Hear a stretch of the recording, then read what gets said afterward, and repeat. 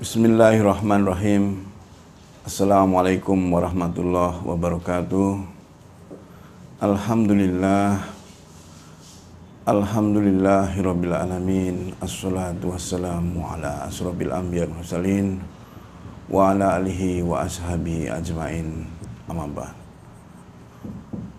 Saudara-saudara dan sahabat-sahabatku semuanya, mari kita bersyukur pada Allah Subhanahu wa ta'ala yang telah melimpahkan rahmat dan karunia-Nya sehingga kita bisa menikmati ibadah Ramadan sampai dengan hari ini. Mudah-mudahan kita menjadi pemenang, menjadi hamba-Nya yang bertakwa. Amin Allahumma amin. Salawat serta salam semoga tercurah pada baginda Rasulullah Sallallahu Alaihi Wasallam. Tidak ada manusia atau insan yang paling berjasa di bumi ini saat ini kecuali Nabi Muhammad Sallallahu Alaihi Wasallam.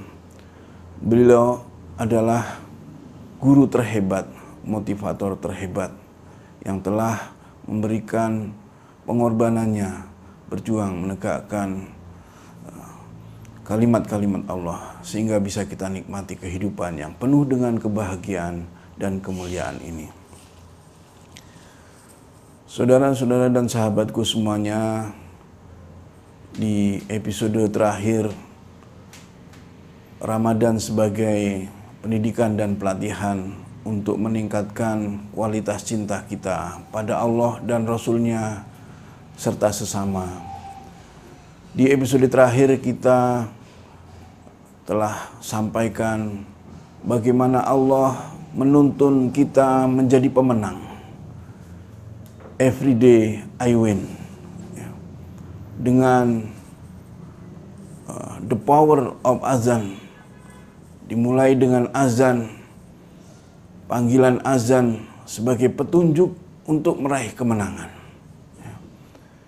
Di mana lapas azan diantaranya hayya alal falah, mari kita menuju kemenangan. Maka mari kita mengikuti bagaimana supaya kita menjadi pemenang sejati, menjadi orang-orang yang beruntung. Dimulai dengan merenungkan panggilan azan, bukan sekedar teriakan atau yel-yel yang ketika orang mengikuti pertandingan, apapun pertandingannya, bersorak-sorai untuk memberi semangat kepada pemainnya, maka azan ini adalah tuntunan untuk kita menuju kemenangan. Maka dalam episode ini 1001 munajat untuk menjaga bumi ini, save our world, supaya tugas kita sebagai ahli ibadah dan sebagai khalifah untuk menjaga dan memakmurkan bumi ini bisa kita tunaikan. Jadi training Ramadan ini adalah bekal untuk melaksanakan amanah sebagai manusia. Saudara-saudara dan sahabatku semuanya, mari kita sedikit merenungkan bagaimana Allah menuntun kita untuk menjadi pemenang. Maka kita ikuti setelah azan, di antara azan dan iqamah ada sholat sunnah dan waktu yang mustajab untuk berdoa, untuk bermunajat. Maka setelah azan kita melaksanakan sholat. Maka di antara sholat, bacaan sholat, kita membaca Al-Fatihah. Di antara Al-Fatihah ada doa ihdinas siratal mustaqim. Tunjukilah jalan yang lurus. Jadi minimal jika setiap muslim beribadah 5 waktu, maka minimal 17 kali kita berdoa meminta kepada Allah supaya diberikan petunjuk jalan yang lurus. Ya. Dan setelah membaca Al-Fatihah, kita pun di rakaat pertama, rakaat kedua berkomunikasi dengan Allah dengan ayat-ayat Qur'annya. Kita pun bisa membaca doa-doa yang ada dalam Al-Quran. Kita pun bisa membaca ayat-ayat seolah-olah kita sedang berkomunikasi dengan Allah Subhanahu wa Ta'ala. Begitupun doa ketika kita duduk di antara 2 sujud. Kita berdoa memohon ampunan Allah. Rabbi firli warhamni. Ya Allah, beri pengampunan kepada saya. Beri kasih sayang kepada saya. Wajbuni, ya Allah, cukupkan segala kekuranganku. Ya. Warfa'ni, ya Allah, angkat derajatku. Warzukni, ya Allah, beri rizki kepadaku. Wahdini, beri petunjuk kepadaku. Saudara-saudaraku semua yang dimuliakan Allah, ketika di sujud terakhir pun kita bisa berdoa kepada Allah, memohon supaya diterima taubat kita, supaya kita husnul khotimah, supaya kita teguh dalam memegang agama ini. Maka petunjuk-petunjuk ini mari kita amalkan, bukan hanya menyelamatkan diri sendiri, tapi mari kita naikkan level kita, melayakkan kita sebagai khalifah fil ard, wakil Allah di bumi ini. Maka kita peduli dengan keadaan bumi ini yang sedang diuji dengan pandemi yang global saat ini. Saudara-saudaraku semuanya yang dimuliakan Allah, saat ini mungkin penduduk bumi ini ada sekitar 7 miliar manusia. 2 miliar diantaranya adalah Muslim. Maka kita yang tinggal di Indonesia ini, yang menjadi negara dengan penduduk mayoritas Muslim, tentu harus bisa menjadi contoh negara yang beriman dan bertakwa, negara yang berketuhanan yang Maha Esa. Maka apa yang bisa kita berikan saat ini? Kalau kita bukan siapa-siapa, bukan seorang pemimpin besar negara ini, bukan seorang yang mampu membuat kebijakan, maka yang bisa kita sumbangkan adalah munajat dan doa. Maka mari kita dengan tulus, dengan penuh rasa cinta dan kasih sayang karena Allah.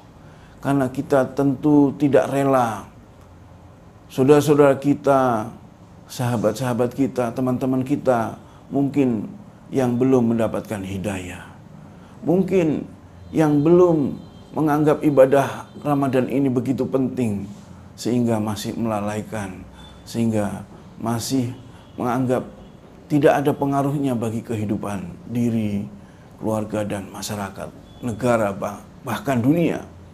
Maka mari kita doakan, mudah-mudahan Ramadan ini lebih baik menghasilkan pribadi-pribadi yang bertakwa, semakin banyak yang beriman dan bertakwa. Begitu juga semoga kita dipertemukan nanti di Ramadan yang berikutnya. Kita munajatkan mulai dari hari ini. Dan tidak lupa, semoga kaum muslimin muslimat dimanapun berada mendapatkan kemuliaan Lailatul Qadar. mendapatkan Lailatul Qadar, sehingga apa yang kita munajatkan dikabulkan Allah Subhanahu wa taala, mendapatkan ridho Allah Subhanahu wa taala. Saudara-saudaraku semuanya dan sahabat-sahabatku yang dirahmati Allah, hingga saat ini mungkin di negeri kita sudah lebih daripada 1 juta kasus COVID-19 ini. Maka jika setiap muslim menyempatkan dengan tulus 1001 munajat, mungkin kalau kita tidak sampai 1001 munajat, kita melihat apa munajat kita secara pribadi, apa munajat keluarga kita, apa munajat masyarakat kita, bangsa kita, kita bisa munajatkan di setiap sholat kita, mungkin di setiap qiyamul lail kita berdoa supaya kehidupan ini menjadi lebih baik. Saudara-saudaraku semuanya, di pengantar munajat 1001 munajat ini, kita awali dengan tentunya memohon ampun kepada Allah. Memohon ampun atas segala kesalahan kita, dosa kita, terutama dosa pribadi kita masing-masing. Mari kita memohon ampun, karena tidak ada yang bisa mengampuni kecuali Allah SWT. Tidak ada yang mengabulkan doa kecuali Allah Subhanahu wa taala. Kita pernah mendengar kisah bagaimana Nabi Musa diuji dengan sakitnya, diuji dengan sakit gigi.